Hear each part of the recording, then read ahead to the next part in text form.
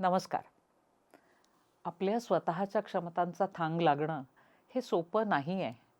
हे खरं असलं तरीसुद्धा एकदा का त्या क्षमतांचा थांग लागला आपल्याला, की आपल्या भविष्याचा मार्ग अगदी लख्ख दिसायला लागतो आणि मग ते ध्येय गाठण्याचा आपल्या मनाला अगदी ध्यासच लागतो. त्या ध्येयाकडे टाकलेलं प्रत्येक पाऊल कितीही कष्टाचं असलं, तरी तो आनंद वेगळाच असतो. शेजारी राहणारा ईशान हा जेव्हा 10वी गेला, तेव्हा त्याच्या आईला मी नेहमीसारखा प्रश्न विचारला, जे सगळेच विचारतात, की "अगं 10वी नंतर काय करायचं म्हणतोय हा?" तर ती म्हणाली, "काकू आत्ता तरी त्याला वैद्यकीय क्षेत्र खूप आवडतंय आणि तो म्हणतोय की मेडिकललाच जायचंय मला." मला कमालीचं आश्चर्य वाटलं. ते अशासाठी, की घरात आत्ता या क्षणाला फारशी वैद्यकीय पार्श्वभूमी नसताना त्याला या क्षेत्रात जायचंय.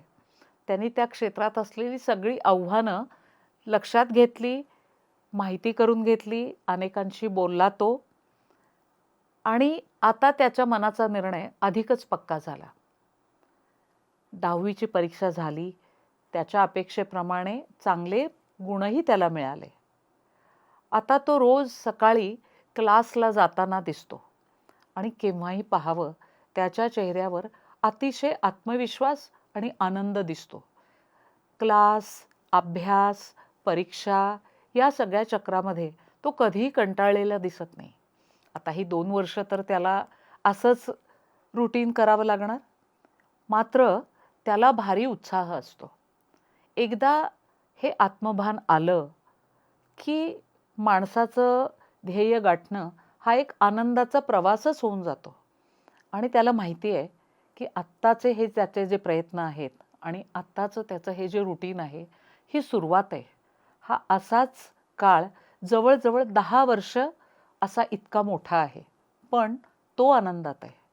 मनापासून प्रयत्न करण्याचा त्याचा जो संकल्प आहे, तो दिवसेंदिवस अधिकाधिक दृढ होत चाललाय, असं मला वाटतं. माझ्या रोजच्या चालण्याच्या रस्त्यावर एक चुणचुणीत मुलगी मला नेहमी ओपन जिममध्ये व्यायाम करताना दिसायची. एकदा व्यायाम झाला, की त्याच्यानंतर तिचा पळण्याचा क्रम असायचा. रोज हे पाहून माझ्या मनात उत्सुकता निर्माण झाली. म्हणून तिला विचारलं, की "काय गं, कसल्या परीक्षेची तयारी करतेयस का?" तर ती म्हणाली, "हो ना, आत्ता पोलीस भरतीची परीक्षा आहे. लेखी तर आहेत, पण त्याच्याबरोबर फिजिकल म्हणजे शारीरिक क्षमतेची पण परीक्षा आहे आणि त्यासाठी माझी ही सगळी तयारी चालली आहे." ओपन जिमचा इतका सुंदर उपयोग असा असू शकतो, हे मला पहिल्यांदाच कळलं. रस्त्याच्या कडेला एक हार आणि फुलं विकणारी मुलगी मला नेहमी दिसते. किंबहुना दिसायची असं म्हणूया. तिच्या मांडीवर नेहमी एक जाडजूड पुस्तक असायचं आणि खाली मान घालून ती पुस्तक वाचत बसलेली असायची. याची मला नेहमी खूप उत्सुकता वाटायची, की काय वाचत असेल बरं ही मुलगी? एकदा तिला विचारलं, की "काय गं पुस्तक वाचत असतेस तू? काय करतेयस?"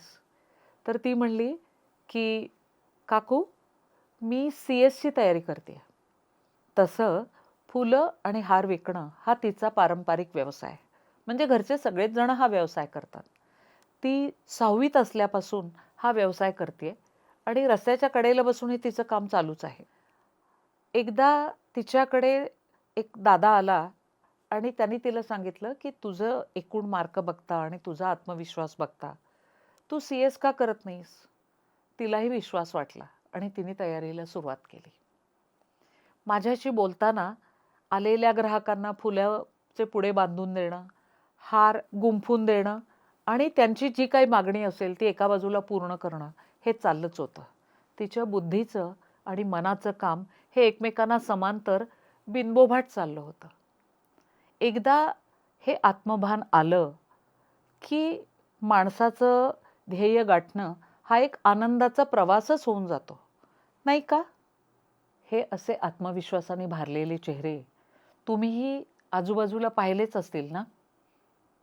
तुम्ही पाहिलेल्या अशा चेहऱ्यांच्या गोष्टी आम्हाला कमेंट सेक्शनमध्ये लिहून नक्की कळवा.